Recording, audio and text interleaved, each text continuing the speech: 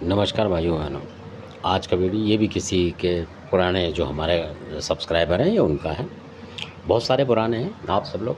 तो उन्होंने ये पूछा था कि अगर कोई रोग में बताता है और हम उसको पूज लेते हैं बुलाकी को, तो हमारे साथ क्या क्या मतलब घटनाएं हो सकती हैं। तो इसका तो कोई वर्णन नहीं कर सकते, क्योंकि जब बुलाकी आपके घर में रोग में है तो हो सकता है उसके साथ कोई शमशानी या मरकट की कोई ऐसी चीज़ हो जो आपको मतलब धड़ाधड़ नुकसान पहुंचाए, यानी कि एक्सीडेंट भी करा सकता है।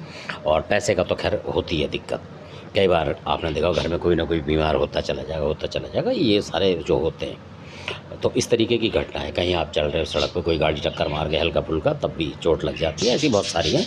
किसी से लड़ाई झगड़ा होगा, मतलब मियाँ बीवी का, घर परिवार, बाप बेटे का, ऐसी ऐसी घटनाएं बनती हैं। तो बहुत सारी हो जाती है, मतलब कहाँ तक बताऊँ मैं आपको। तो इसलिए सबसे पहले तो अगर कोई आपको वक़्त बोलता है कि बुला के आपके घर में रोग में है, तो आप किसी उसके अलावा किसी और भगत से, और कोई जानकार आपके हो, रिश्तेदार कोई जानकार गांव देहात के कोई, तो उनसे भी पूछें कि वाक़ई में बुलाकी है।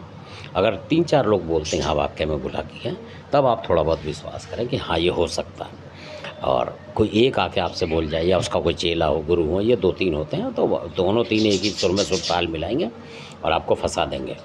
इसलिए कि आपके घर में बुलाकी है और आप पूछ लोगे तो सही हो जाएगा। आप उनको ये नहीं पता कि बुलाकी है भी नहीं है, और जो मजबूरी बस होते हैं, परेशान होते हैं, उनका दिमाग वैसे आधा थोड़ा सा हल्का हो जाता है, क्योंकि परेशानी की वजह से जिस पे पड़ती है वही जानता है तंत्र विद्या।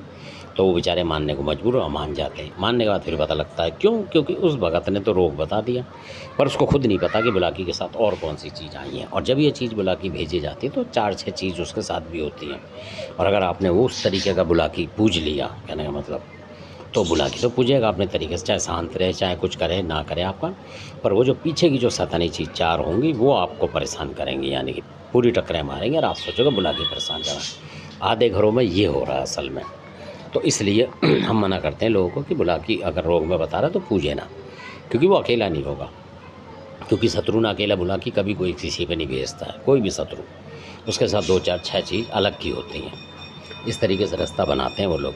तो आप क्या करते हो, बुलाकी को उसी टाइम ऐसे ही भगाते हैं। ऐसे चेले हो रहे हैं आजकल, तो पुजवा जाते हैं।